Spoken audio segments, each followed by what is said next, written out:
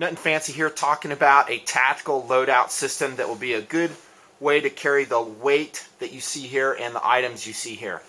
First, some philosophy, and you know I always got lots, and I think a lot of guys subscribe to the TNP, i.e. the Nutnfancy project, to get the real deal. Without hype, without ego, without all the crap and disinformation that you find so often in the forums and from armchair elitists. I'm not one of those. I go for the absolute best system, the best value for my money, and I'm always going to do my very best to give you guys the best information I can. My audience, again, is military, law enforcement, police officers, and also civilian sheepdogs, i.e. those civilians that may be one day called upon themselves to provide law and order in an otherwise lawless society. And let me just briefly talk to that. You'll see probably some more vids coming from me about the rule of law. And right now, society is orderly, it's working, we have the rule of law, and we should do everything in our power to keep it that way, both politically and just supporting our elected officials and doing and serving in the military for that matter. I'm a big believer in keeping society running. However, it's very naive to suspect that it will always be that way, and there's been many historical instances where society, for whatever reason, natural disaster, economic collapse, has gone south. And that has led to the loss of the rule of law, or I call it without the rule of law, or WROL.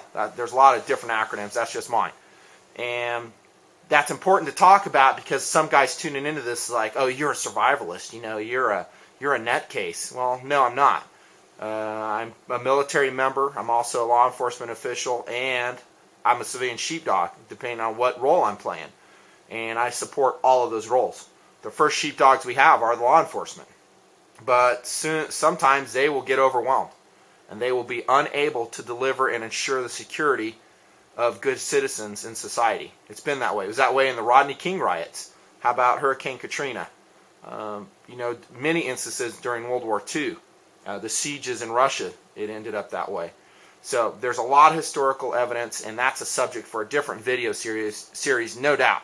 But it's important to understand what we're talking about here, that it can happen, and the weaponry you see before you would serve to protect good people and prevent bad guys from hurting good people. And don't say it can't happen. It has happened in the past. It will happen again a lot in the future.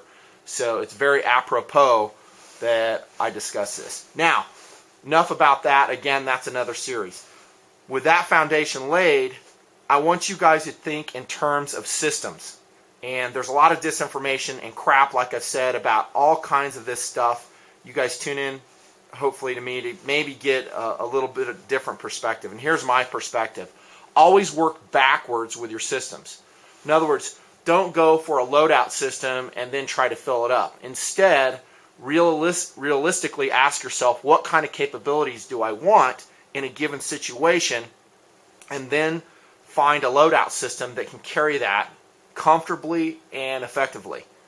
Now, the loadout system you see here is a 9mm pistol. In this case, it's a Glock 34, 4 magazines. Okay, and these magazines have a +2 base plate, so they're holding like 19 rounds apiece, 21 rounds apiece with the extended base plate. I forget. So, fair amount. Some PMag magazines loaded with 223. They have the snap-on cover on there to keep the tension off the feed lips. I like that about the PMag magazine and the windows. So, 3 of those, and then 1 in the magazine. I'm sorry, 1 in the gun. So that would be 4 223 magazines. Let me talk to first a 9mm pistol. I think having 4 magazines is realistic. It's not excessively heavy, and it gives you options. Remember, Nutnfancy says options are good. We always want lots of options. More ammo equals more options. So that is a relatively good loadout for a 9mm pistol. 4 loaded magazines, 1 being in the gun. For your 223 carbine, in this case it's an AR-15 Bushmaster variety, 4 magazines equals a combat loadout of about 120 rounds. This is very standard in law enforcement and military circles. This is not a firefight loadout. If you think you're going to be engaged in heavy rifle type combat, you need to carry more ammo. This is not this type of situation. What I'm showing you here is a good civilian sheepdog loadout, maybe running checkpoints or neighborhood security. This is something where you're not really expecting to run in the crap, but if you do have some type of capabilities with you and enough ammo to maybe fight your way to more ammo. Heaven forbid. Again, I'm not wanting this stuff. In fact, I'm freaking dreading it. But be prepared or be scared. That's what Nutnfancy says. Okay, so 4 magazines. Again, if I'm in Kandahar or in Afghanistan and I know I'm going to get in the crap, dude, I'm not taking 4 magazines. I'm going to take like 10, maybe 18 of them. So it depends. This is kind of more a civilian sheepdog loadout. Now, I got to go over the AR-15. Guys are going to say, what kind of gun is that? What do you have on it? Let me go real quick. I don't want to burn a lot of time on it. You'll see AR-15 vids coming. I'm kind of reticent about doing them because there's so much elitism about AR-15s, and I'm just not looking forward to the static I get by posting them. But real quick, this is a Bushmaster AR-15, which the owner has outfitted with a phantom flash suppressor, PRI folding front and rear backup iron sights. Has a Burris 3x9 tactical full field 2 scope on it. Really cost effective solution. I like that. Butler Creek flip up scope caps. PRI extra high rings on the Picatinny rail here. Has a Tango down pistol grip. Like those. Those are decent. Chip McCormick trigger in it. That's light. Ensures faster rate of fire as well. Let's see. It's got a Daniel Defense Burnside loop. Nice addition. Just a Rock River Arms collapsible stock. I'd like to see a mil-spec tube on this and maybe a mil-spec stock in the back. Maybe a Magpul CTR, but that's just what the owner has. Again, I always blur the lines between who the owner is. That's the way I like it here on TNP, so bear with me. Right now it just has a GI 30 rounder in it. No free-floated front end on this one, and oftentimes if you're intending your gun to be used from 0 to 200 meters, you don't need one. It's a waste of money. And this owner's got a Scorpion cost-effective tack light just mounted in a scope ring on a little tiny short section of rail. You can get those from Brownells, by the way. Brownells.com. Very nice. Anyways, that's real quick and dirty on the AR-15. So back to the loadout. We have a tactical carbine capability in 223. It might be a Ruger Mini 14, might be an AR-15, might be a Keltec SU-16. Don't know. Don't care. It depends on what you want to do. 120 rounds with that. Also different sighting capabilities.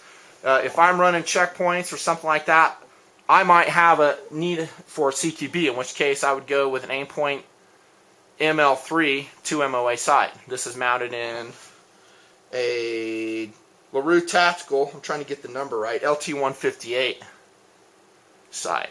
And these are quick attach. You can actually, I guess the dude would need a wrench to take that one off since he's got those rings on there. But this is quick attach and quick removable. That gives us long range capability with a 3x9 scope, or CQB close quarter combat capability with an Aimpoint ML3.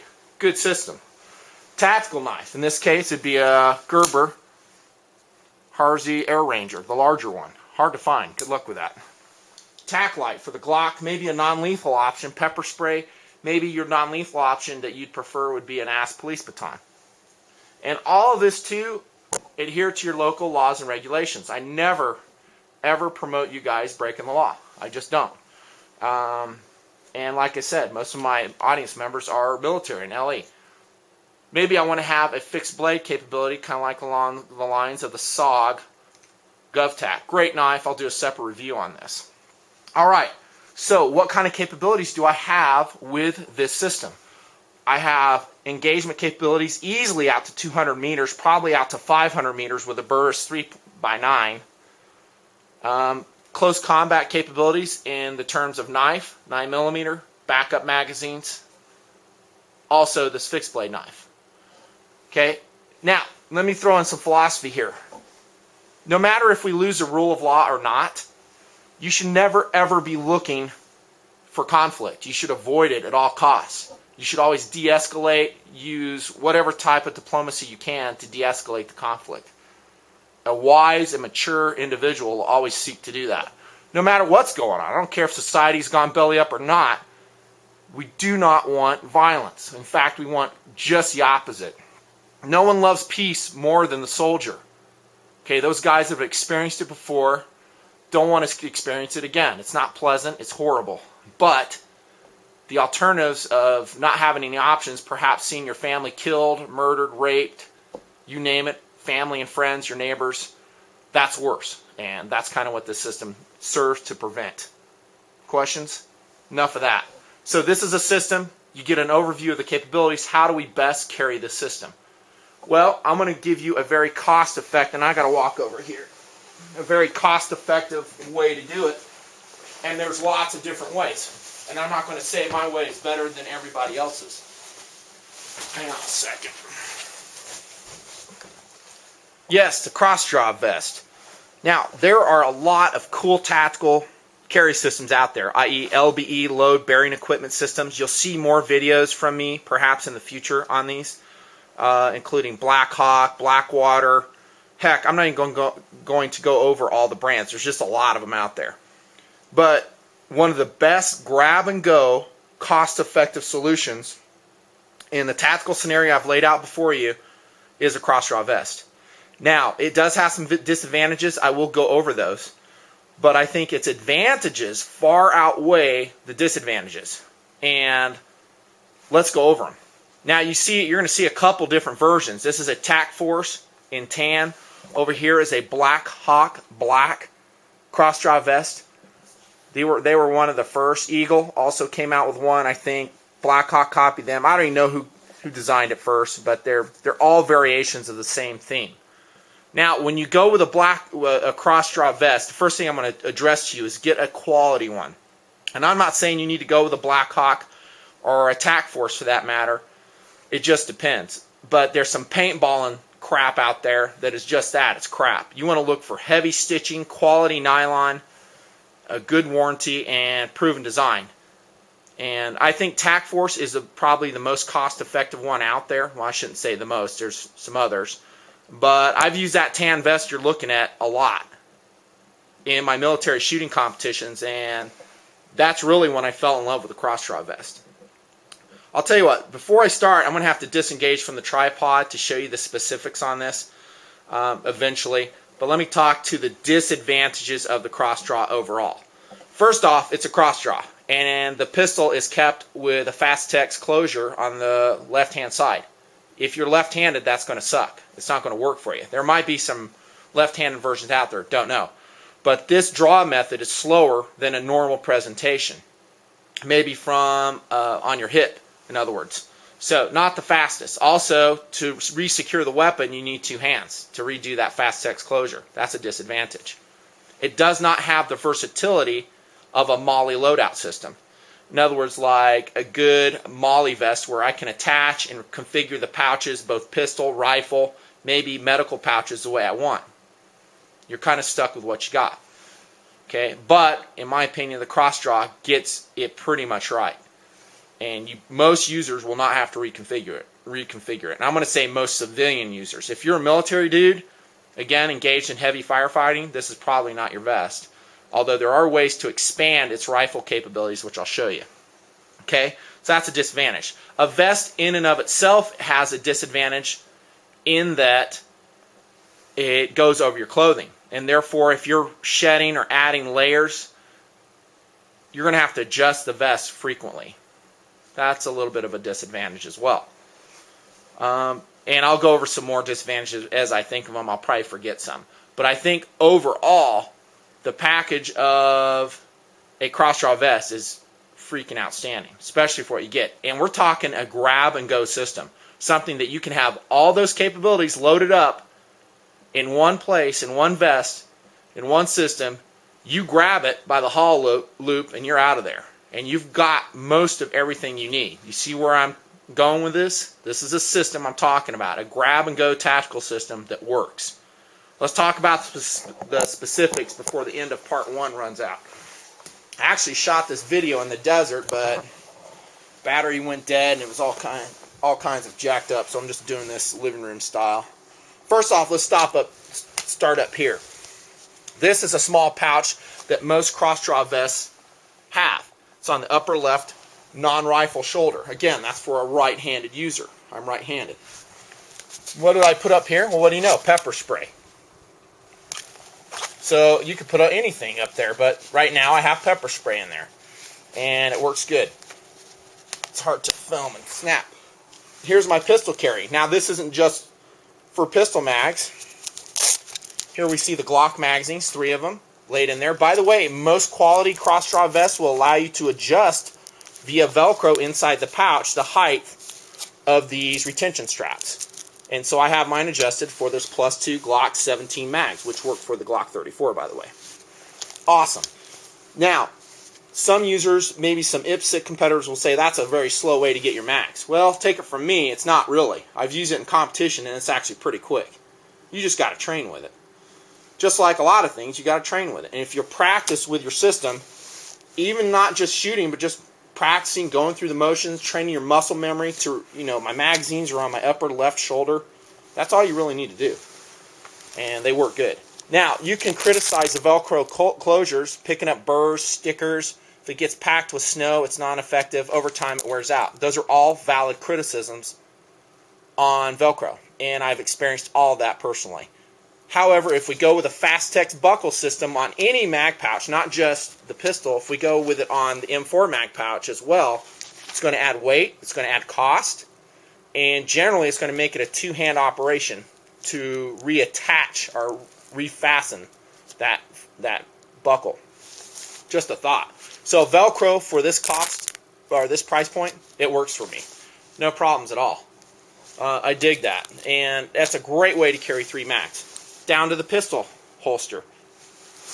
Now, I already talked that it's not the fastest presentation in the world, but the beauty of the way a Crossdraw vest, a good one, holds its pistol is that it's versatile. It can accept all kinds of different pistols. It's not made for just one handgun. And for you guys that have several handguns, that's cool. That means you do not have to buy separate holsters. This holster you're looking at will fit just about every full-size handgun you can think of. Very nice. I love that. Notice the Glock 34 barrel is a little bit longer. It's going to protrude a little bit. Most guns like SIG 226, Glock 17, SR9, H&K 2000, heck, I don't know, Smith & Wesson M&P are going to be flush with that. On the outside, you have a magazine pouch. And you know what? That's into part 1. I'm running out of time, and we'll pick this up in part 2. Talking about the holster, this is Nutnfancy with a Crossdraw review and recommendation. Thanks for tuning in. Keep it real.